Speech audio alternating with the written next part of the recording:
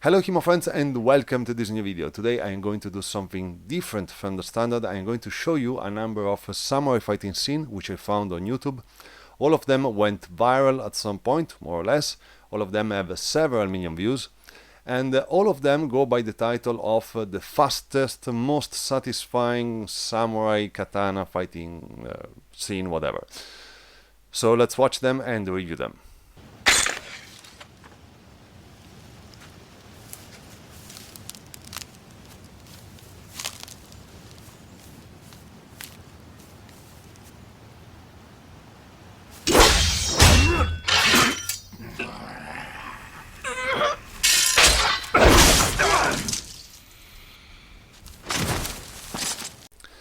Very good. So the first fighting scene is from Zatoichi, or Zatoichi, I don't know the spelling actually, from 2003, made by Takeshi Kitano. The only theme about this character which became famous in the West, as far as I know. So, no one of these samurai is Zatoichi, by the way, so no one is blind. The fight scene is kind of good, I would say, by a show fight perspective. So it is entertaining and cool to watch, which is generally speaking the only thing which I search in a show fight, in a choreography, in a fighting choreography.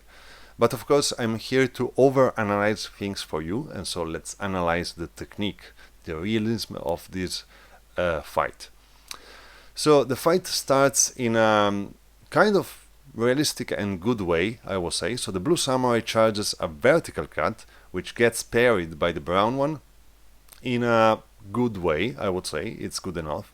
From this position, from the brown samurai, I would expect a cut toward the outside line, riposte, let's say, which it seems from the dynamic that he starts, but he changes his action into another parry, so let's say vertical parry with crossed hands, because the opponent is charging another vertical cut. Now, this is one of these things, which is weird in show fight, generally speaking, by a realistic point of view, which is timing. And not a lot of people analyze this kind of thing, funny enough, but it is the most weird thing in general. So, in a show fight, if the show fighters are not also real fighters which are thinking about these kind of things, generally speaking, the actions happen at the same time, and it is something which doesn't make sense at all. There is always a delay between action and reaction, because your brain needs time, so you have to see the thing, the information has to get to your brain, which has to conceive it, even by reflexes, let's say.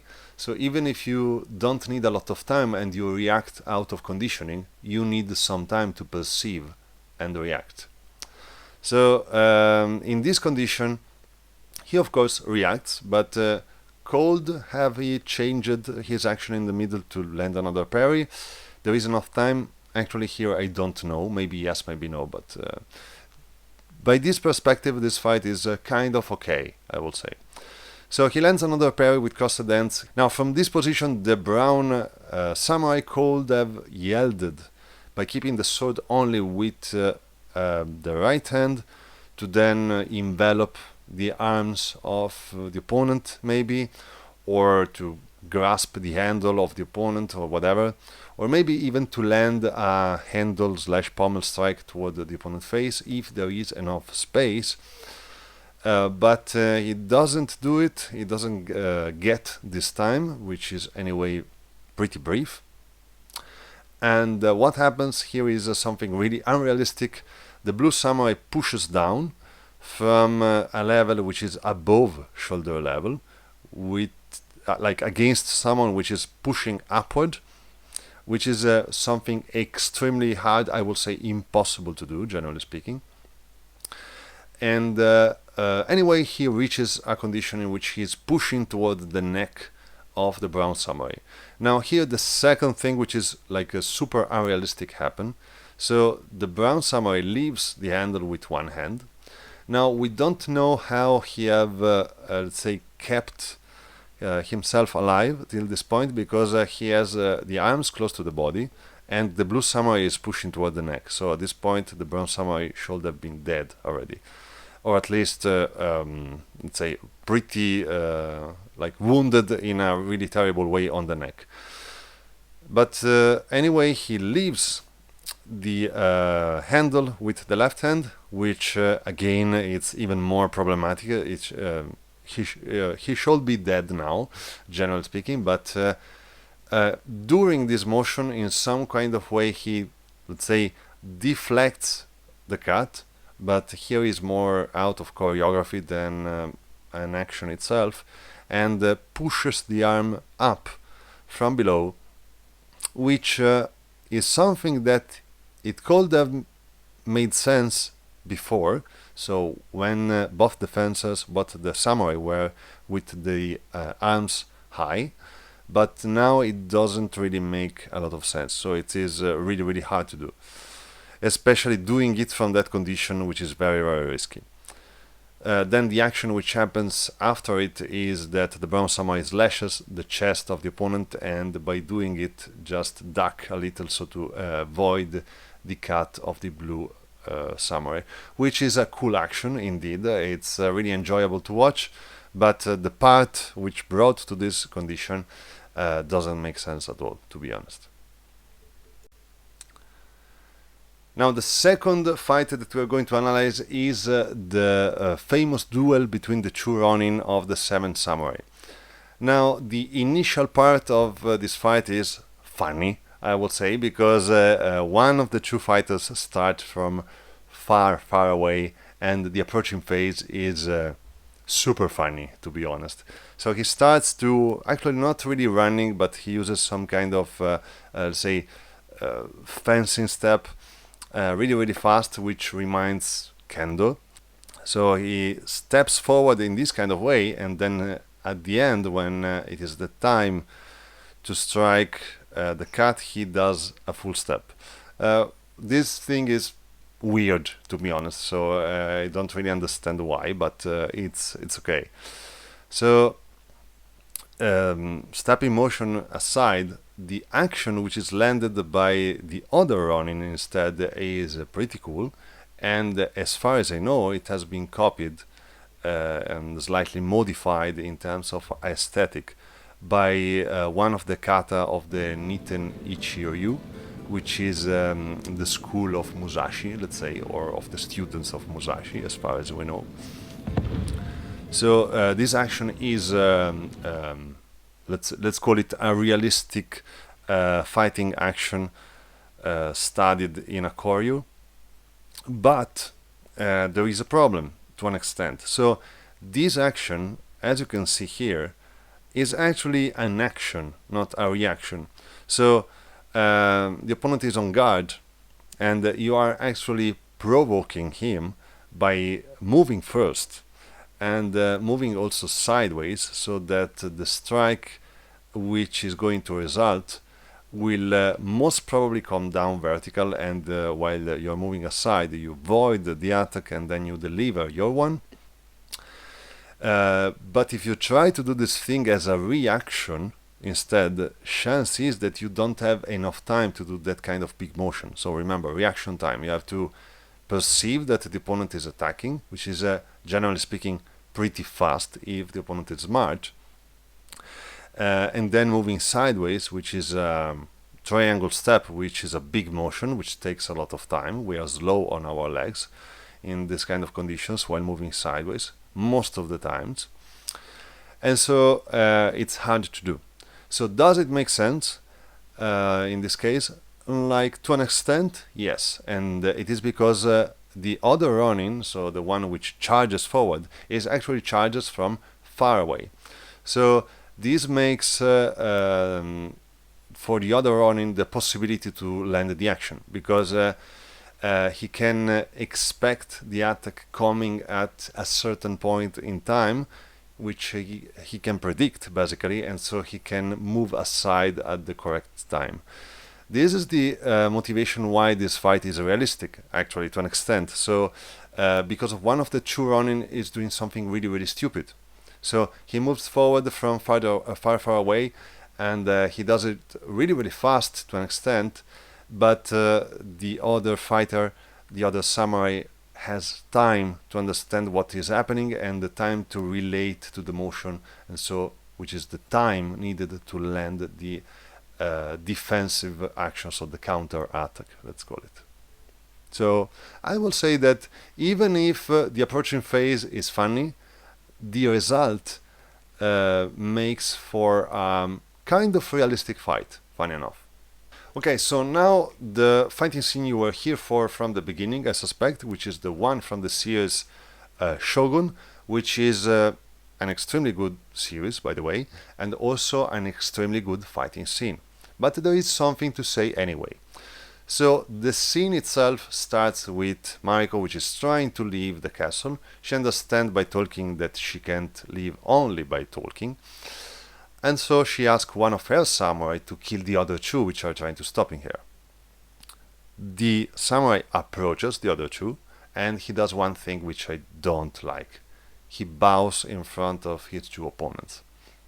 Now, I understand why this thing is here. So, it tries to represent this kind of idealized, I will also say to an extent, dichotomy between the bloodshed and the respect, and also the aesthetic and the rituals of Japan, feudal Japan, of course.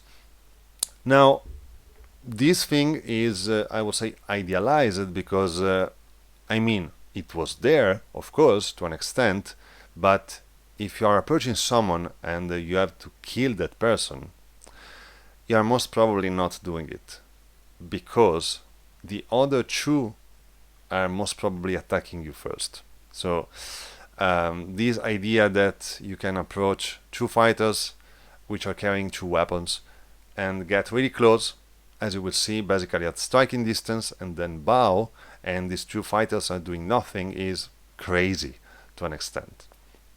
Now, instead, the two samurai which are close to the camera, which are getting killed, are decently stupid, I will say, because they are not moving backward. So the samurai which is coming closer is armored, and you are not, which is a very, very big advantage. And they are standing still. Maybe they are shocked, I don't know, or they are not expecting that fighting is going to happen anyway, but they stand still, they are not moving backward, which is a very stupid thing to do against an armored opponent. That said, the fighting scene is beautiful. The two samurai start to attack first, which I will say makes sense to an extent, even if it is too late and too close, I will say. The other samurai, the armored one, reacts, and his reaction is faster. Now, this thing is like a little bit over the top to an extent. I will say that the other two samurai will draw first. Now, we can imagine that the armored one is more skilled, so it makes sense in this kind of case. So he draws, and the action that he does resembles an actual Yaido kata, which I can't remember the name now, but I will write in the video anyway. So the action is a modified Yaido kata, which makes a lot of sense also. The first cut is an upward cut, which is kind of common anyway in also Western sword fighting tradition, and as we can see from this image from Talofer, it is actually a cut which is meant to cut the arm or the hand of an opponent in certain conditions, which are also fitting this case, so it's pretty good, I will say. So with the first cut, he cuts the arms of the first opponent, and then with the second one hearts, or better kills, I will say, the second opponent, and then there is the addition to the Yaido kata, I will say, which is that middle horizontal cut, which finishes both of them. Aesthetically speaking, very cool. The execution in terms of balance, movement, technique, etc., is extremely good. So the fight, technically speaking, is very, very good. The timing is a little bit off to an extent, the drawing time, and also tactically speaking, I will say that whatever is the fighter, be the armored one or the other two, I would have drawn the sword first and then approached the opponent. In my opinion, that's what I would have done. I would not have approached in this kind of way without throwing the weapon. I mean, I understand the thing related to respect, blah blah blah, which we're trying to portray, but tactically speaking, not a very good idea. That said, is an extremely good fighting scene, and I love it. Okay, so the last fighting scene is again from the film Zatoichi of the first one, and this time we see Zatoichi himself, so the blind samurai, which is fighting against the brown samurai, as I called him for his kimono, of the first fighting scene. Now, here the fight is completely unrealistic, but has something which is very realistic inside of it. So the fight scene starts with the brown samurai, which grips the weapon in a reverse grip, and we instantly understand the motivation. So he knows the fighting style of Zatoichi, which also fights with the reverse grip, that now everyone abuses and everyone knows and hates. So he creates a plan in his mind, which actually is the realistic part of this fighting scene. So he's planning something that we don't see a lot of times. Planning is actually a very important part of fighting, especially if you expect to attack. Now, here he is planning on top of a defense, which is generally speaking a bad thing to do, but let's not talk too much about this kind of thing. So he's planning his action. Thanks to the reverse grip that he is using too, he can parry the attack of Zatoichi, then answer back with an attack himself, and then parry the possible after blow, let's call it the second blow, with his kimono basically. So he wants to slow down the cut with the tissue of in excess of his kimono basically, which funny enough it's a part of the planning which makes relative sense, I will say. So it is not so unrealistic. The plan doesn't work simply because Zatoichi changes grip. Now, the brown samurai was expecting to change his own grip in an unexpected way because, of course, Zatoichi is blind. But we don't understand throughout the film. Watch it if you want to know more. But you never know if Zatoichi is able to see or not. In fact, he is blind, but it seems that he is able to perceive things that he should not be able to perceive, let's say. Anyway, so he perceived that the opponent changes grip, so he changes grip too and lands a different attack and surprises his opponent. For some motivation, he stands in a hero pose, so he lands a couple of attacks and then he stops, so that the brown samurai delivers his plan, which doesn't work because everything changed, and anyway hits Zatoichi on the shoulder. The cut is not strong enough to kill him, but hurts him quite a lot. Zatoichi could have parried that attack, but of course he's blind, maybe he's not able to parry that attack specifically, but who knows. Anyway, the fight scene is unrealistic because they start very close. Both defenses can start attacking at whatever point, but they decided to wait a number of seconds, so enough to plan, etc., think, whatever. It doesn't make sense. In fact, the one who starts the part which is funny enough realistic, Zatoichi starts attacking, and the reaction of the brown samurai comes pretty late, and that's actually what happens if you are very very close at hand distance basically, and you don't have enough time to react. That's the reality. So the attack is generally speaking too fast. Maybe someone with very high let's say reaction times, or sorry, very small reaction times is able to do it, but generally speaking is a terrible idea to get at that distance and remain there even with a weapon unshaded. With the weapon in your scabbard is terrible. Also, Zatoichi is in a position which is more advantageous because he starts with the hands higher, and his weapon is also shorter, so it is easier to draw the sword. So the brown samurai is in a very stupid situation, ended up putting himself in a very bad situation. So this was the last fighting scene. I hope you enjoyed this over analysis of this fight. Let me know if you have something to say, or if you want me to analyze any other fight, whatever it is. I decided to go samurai this time, but if you want to see Western stuff, or let's say lightsaber fights or whatever, just tell me. Thanks for watching as always, people. Remember to check out my Patreon page, link in the description if you want to support me and the channel as always. Thanks for watching, and see you next time.